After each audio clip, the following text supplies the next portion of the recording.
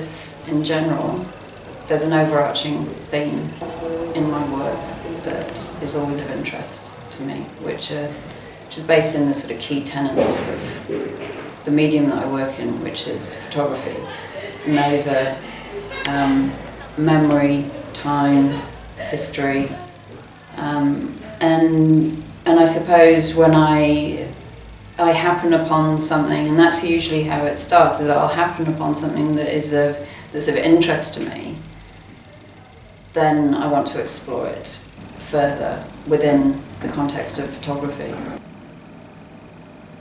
Over the summer prior to the residency starting, I'd started investigating the professional Polaroid and the fact that you can peel it apart as another way of exploring the different layers of time, the different layers of memory, whereas the photographic print is seen as an encapsulation of an event, of a time. It's done and dusted within that one final object. The Polaroid gave me the opportunity to explore different renditions of the same event, different ways that it was recorded.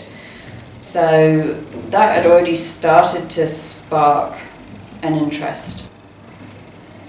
Having the archive, discovering the archive, just gave me all of the research material that I needed and gave me a lot to work with. And I'd say that a good portion of the residency has been based in that research, in making the links between the written works and the documented works and the oral histories and the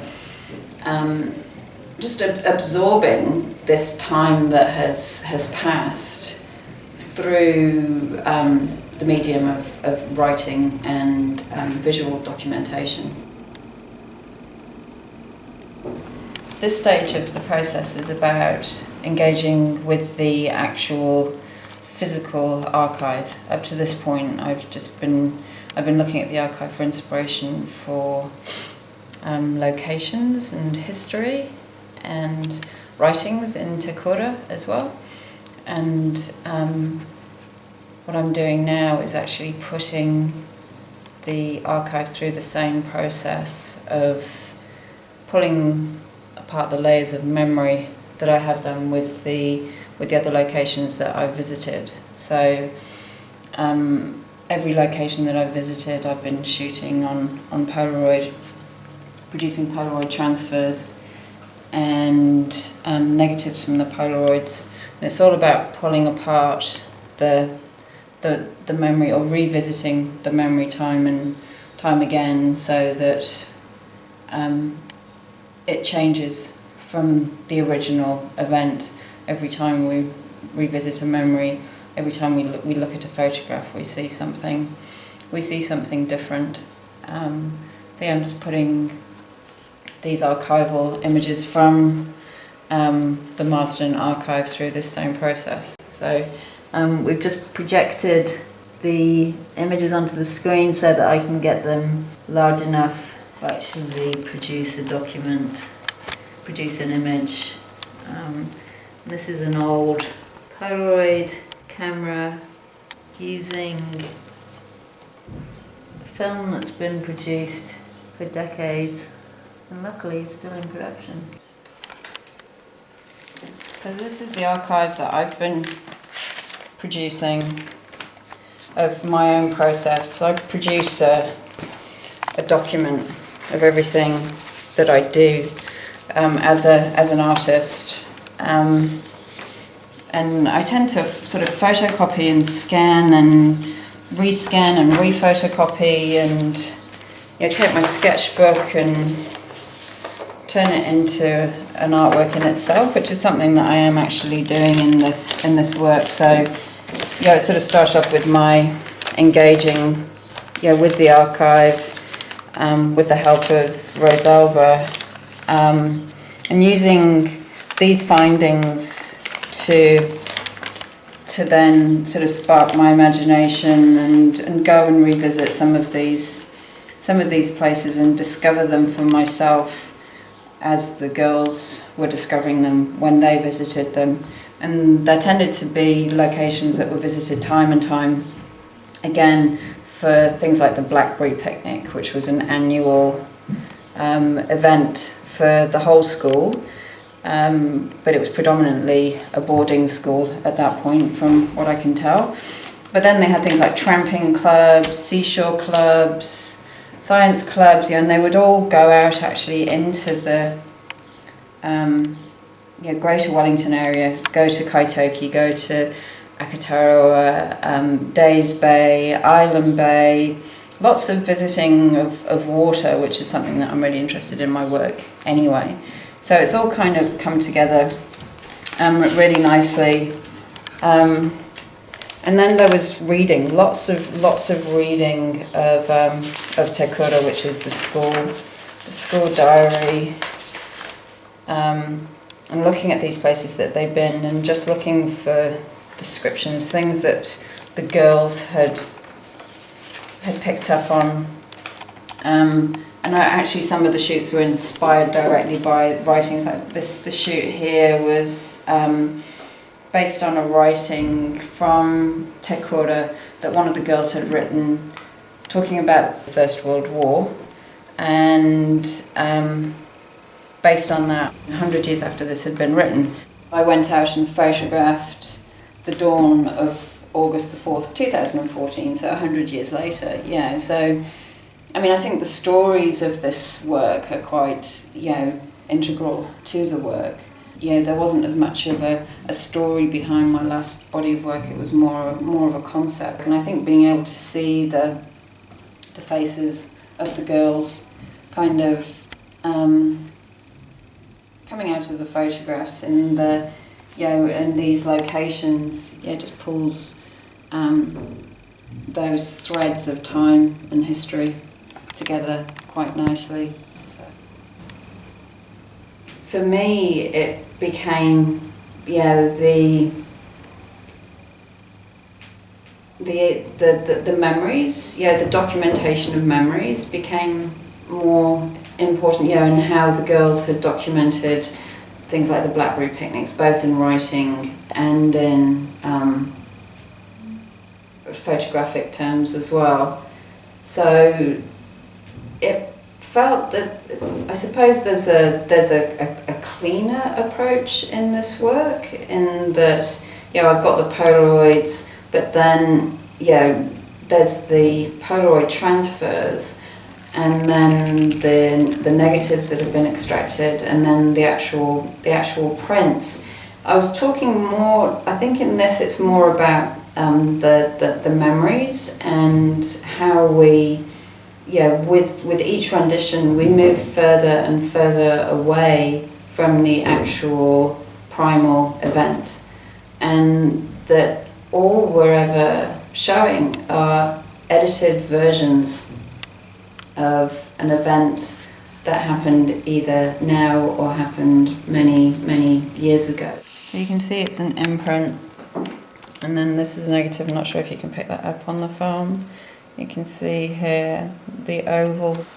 Again, it's generations removed from the original event. For me, it was looking at the process of how we document memories within a photographic sense, and how we actually hold memories in our minds as well. And when we visit them, they're constantly being changed. Again, it's just a sort of hands-on process that I really enjoy. It carries on with the theme of sort of extracting memories, or taking away from the original event. Put it on the back, and then it's literally just paint it on. Big of a negative. It's quite a messy process, but I quite enjoy it. It's quite painterly, I suppose. it goes with the theme of things constantly changing and evolving, memories constantly changing and evolving. So it's like different accounts of the same event. People recall things differently. And each part of this process creates a different rendition of the memory of the event. One of the things I really like about this work is that you can see where my hand's been, you can see where the chemicals have been. All part of the process. I read an essay which was around the there-ness of photography. That photography is supposed to, good photography encapsulates a there-ness, that as the viewer we should be able to step into this photograph and be in that landscape or experience the Eiffel Tower, that it can almost replace experience. That it has the possibility to do that, that you can live almost vicariously through a photograph, that you can feel like you've actually been to that place or you've actually experienced that event or been a part of that memory. So with this image, it was really, for me, it really captured that whole sense of camaraderie and family that is created when you are at boarding school, when you're away from home, and that there's just a real joy in that photograph. So this is then the rendition from the negative. So it's a black and white photograph originally, which has been rephotographed with a colour Polaroid, which is why we get all of these colours. So each negative, I have no control over which colours are going to sort of bleed in around the edges. So with this, the black and whites have rendered more with a sort of green hue. So the foliage in the background almost takes on a sort of colour element to it, and then from that, I'll be then making a print. So it's that whole process of moving further and further and further away from the event. So like you're revisiting memories, that they just keep on changing. Different elements are more prevalent in certain parts of the image than others. I'm quite interested in the fact that a photograph, and then the work that I was doing prior to the last sort of major piece of work that I produced prior to the residency, was all about playing with, or for me, debunking that idea that photography has to contain a there-ness, that the destination can be held within the photograph. I was interested in that whole thing of when photography becomes visible as a medium, and for me it became visible as a medium when it was almost failing in its duties of perfection. That photography is all about a certain amount of light being exposed onto the film plane, the negatives going through a chemical process in order to produce the right negative, which then goes through another process in order to produce a print, and that it's all seamless, it's all perfect. There's in order to produce a well exposed negative, there's certain rules that you have to follow, and my whole thing was sort of like, well, what happens when, not when you don't necessarily follow those rules, but when you push the boundaries of those rules, and there isn't this need for perfection, that there's this random element that you allow into the whole process, and what actually happens then, what does the photograph as an object become then. And so I suppose that was a lead on to the work that I've gone on to produce in the residency, which does have a definite element of the random, not fully being able to predict what the results are going to be. I have felt very privileged to have access to all of those amazing historical documents. And it's really driven this whole residency for me, those materials.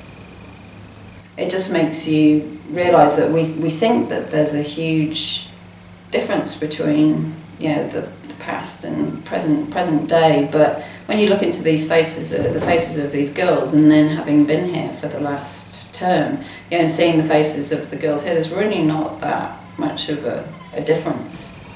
Hopefully the residency will encourage this recognition of the past and how it informs the present,